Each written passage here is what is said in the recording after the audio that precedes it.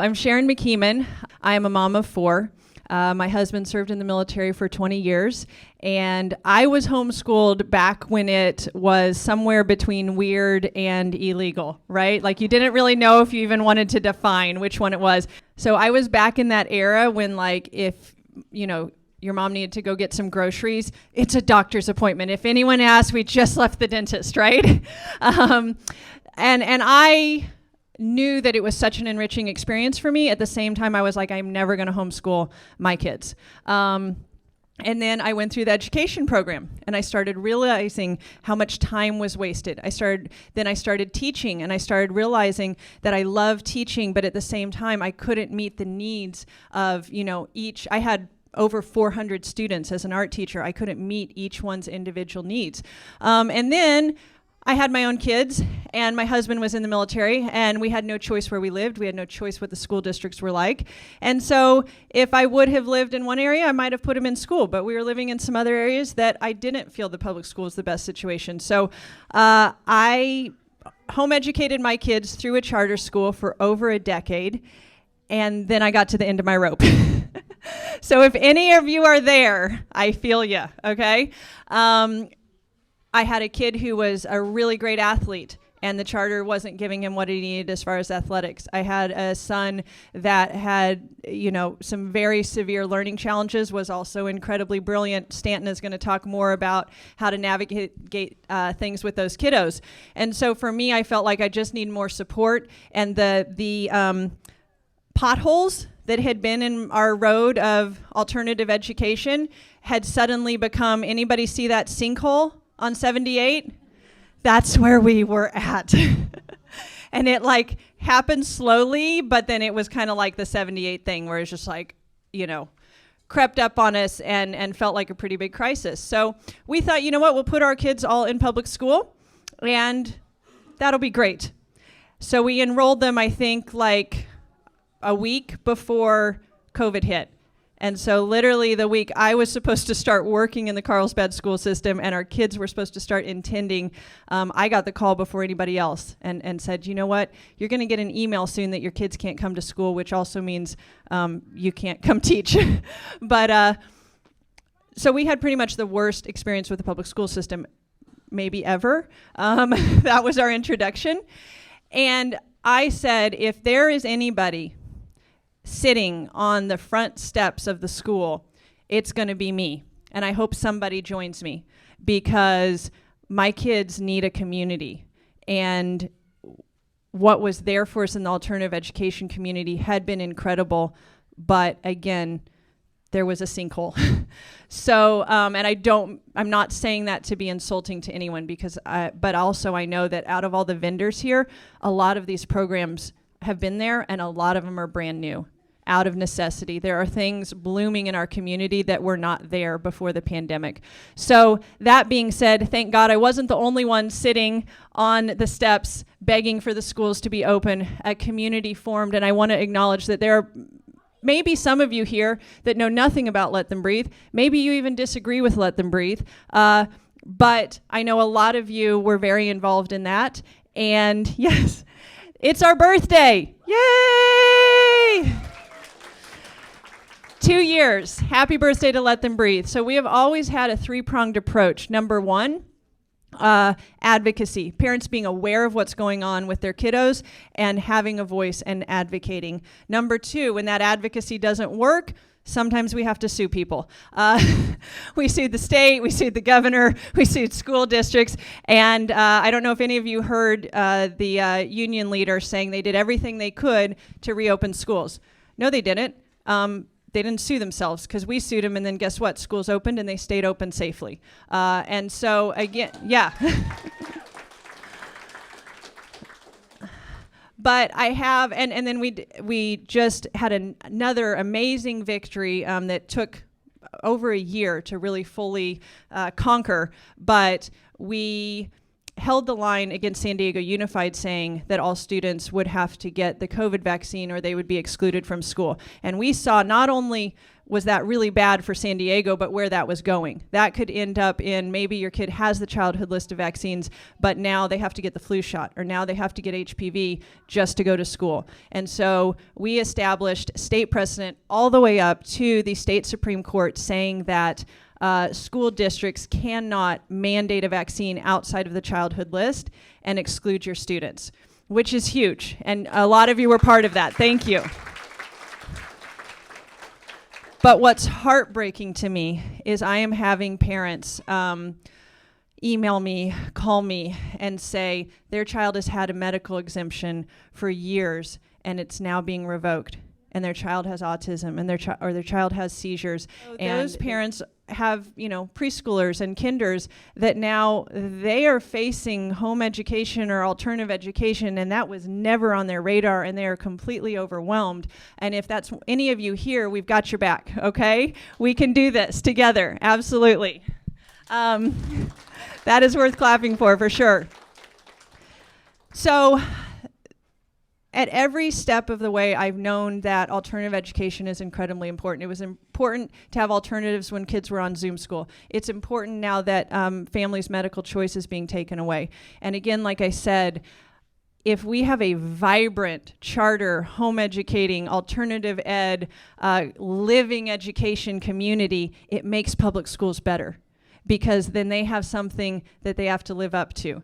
There can't be just a failing system, because families have somewhere else to go. So we all help each other. And what I want you guys, if there's one thing you walk away from today knowing, is that you are your child's I'm gonna cry about it, I guess. I didn't know I was. You're your child's primary educator. I went to a charter school, and this was told to me when I started that charter school, that was their atmosphere, that was their philosophy, and I saw the state squeeze it out of them. And by the time I was done at that charter school, I no longer felt like my kid's primary educator, even though I was primarily educating them. But if your child is in the public school system, you are still their primary educator. You are their greatest mentor. You are the one that needs to know what's going on in their life. There's legislation that schools are using to say that they have to hide things from parents. Teachers just sued over that and said they would not be part of hiding things from parents. Because here's the thing, yes, there's some dysfunctional families, but the majority of parents care about their children. They want to know what's going on with their children, and they can't support them and they can't help them if they don't know what's going on. So if your kids are in the public school system, you are still the most important person in their life, and your child can have a living education wherever they are. They can learn to play the violin with Bridget. They can get involved with a nature group or a nature school. Or you can dive full in and go, you can home educate your kids. You can have them in a full-time program like Treehouse Academy. She's right here in the village. You don't have to think that in order to homeschool, you have to quit your job, wear a jean jumper, although jean jumpers are much more in style, right?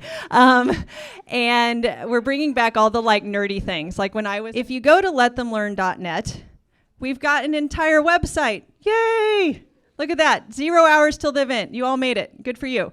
I'm gonna go into a little bit of what we're offering here. But first, I just wanna come down here, and we've got some really great people up here that can say it way better than I can.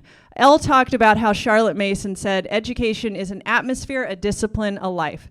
So if there's two things you take away from here, remember, you are the primary educator. Your child can have a living education, and that means an atmosphere, a discipline, a life. And that starts with all of us. That starts with the atmosphere we create in this community. That starts with our lives, our disciplines. Part of those disciplines are standing up and saying, no, we're not going to just let the government or a system tell us what's best for our children or tell us exactly what to do every minute.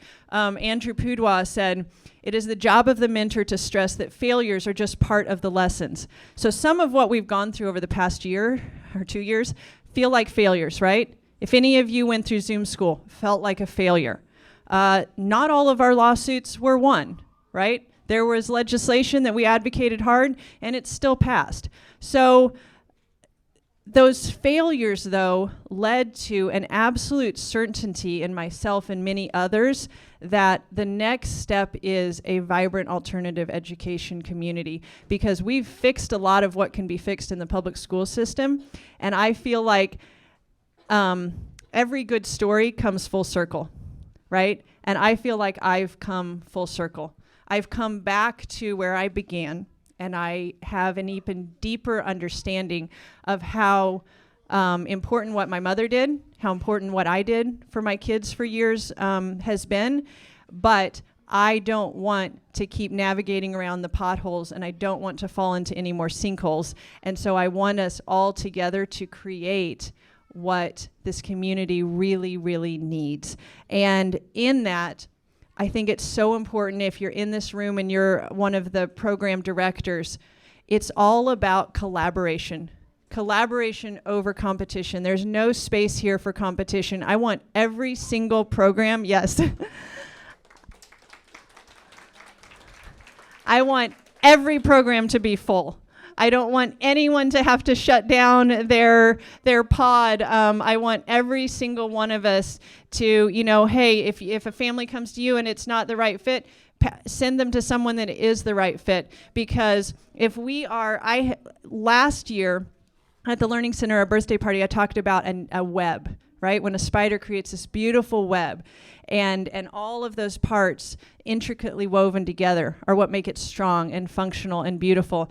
And Elle and I were at a Wild and Free conference, and she just out of the blue talked about kind of each of us is an individual flower, and it's all coming together into this beautiful bouquet. And so that's what, when we create this amazing landscape, this intricate web, then that's what's actually going to change the things that are going on in our world that are really negative, really insidious, really ugly. And the awesome thing is you get to be with your kids while you do that, right? There's so much time I've spent on the computer, or spent at press conferences, or spent in courtrooms, and it's expensive to sue people. It's exhausting to send email after email to representatives that aren't listening.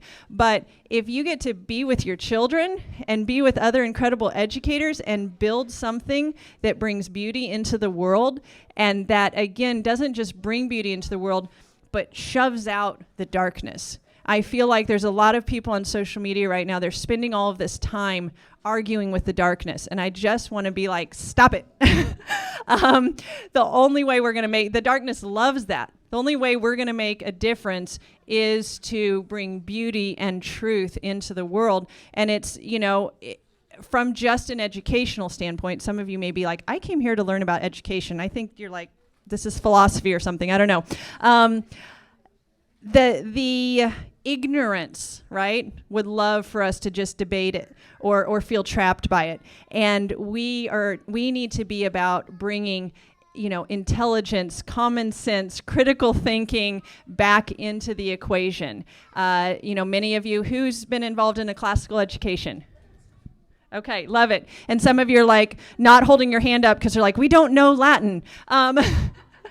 A classical education doesn't have to be big and scary. A classical education can be as simple as you don't read, as Charlotte Mason said, I think she called it twaddle, right? Like stop reading the ridiculous little readers, read good literature. And if you walk away from today inspired and you get home and then you feel overwhelmed, you can always pick up a book and read it to your children. And that's a living education, and that is a... So if you are leaving the public school system for the first time, I'm just going to give you a heads up. The system is going to try to come with you. Don't let it follow, okay?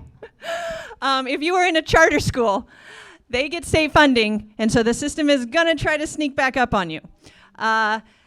You do not have to be box checkers.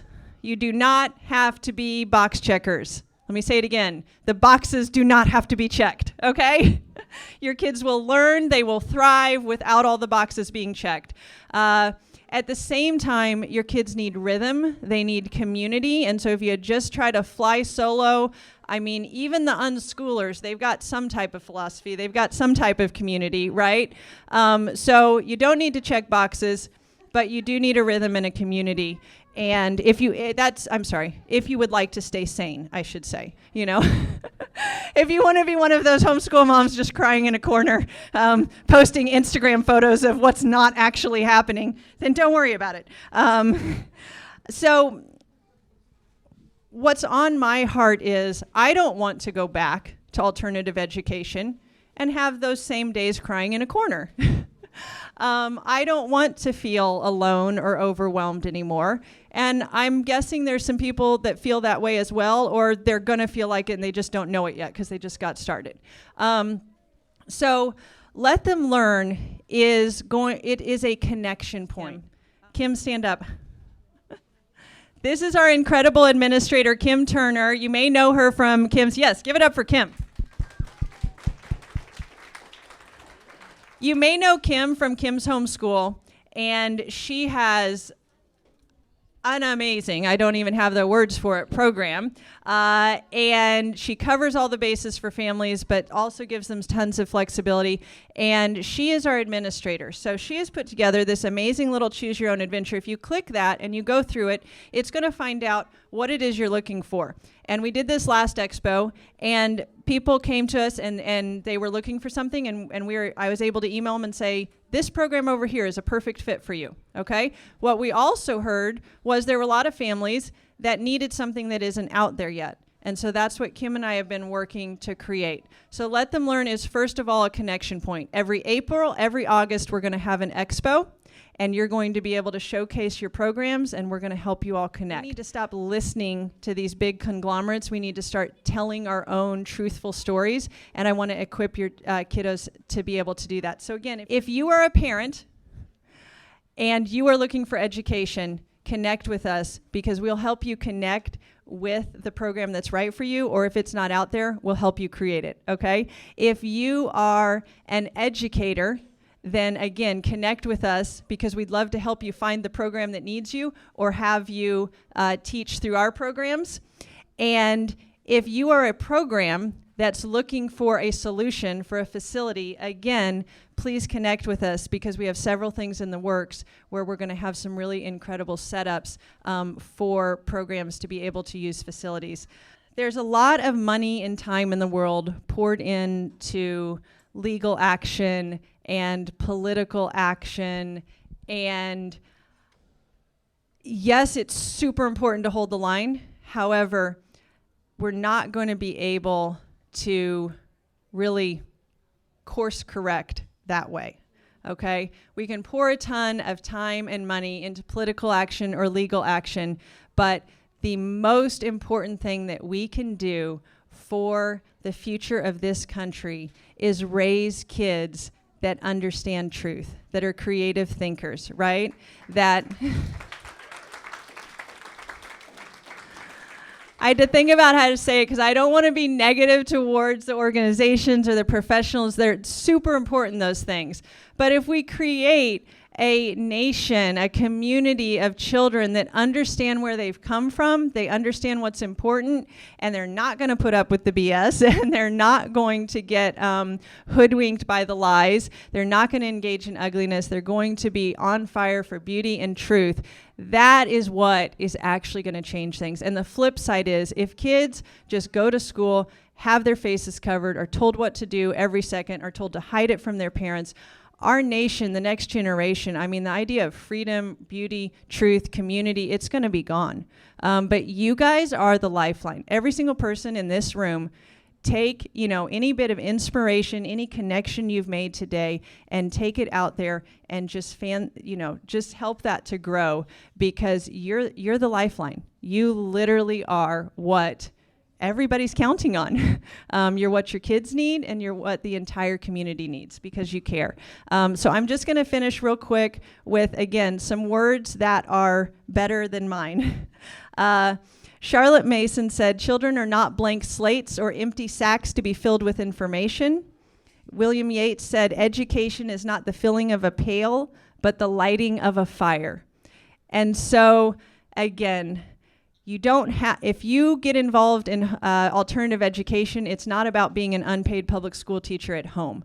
It's about finding out what fills your pail, what lights the fire in your family, and pursuing that with your children. And there's no possible way that you guys can lead in that way if your bucket isn't full and your fire isn't lit. So Sarah McKenzie said, "Can we live and teach from a state of rest?" Jennifer Pepito said, "Those things you learn with joy, you will remember." So thank you all for being here. So check out the site. Second is share our social media, share the website, share what you've learned today. And then third is just to choose. Make sure that you guys are protecting your choices and choose a program that you connect with here today or several programs and get involved, and let's build this all together. Okay? Thank you guys.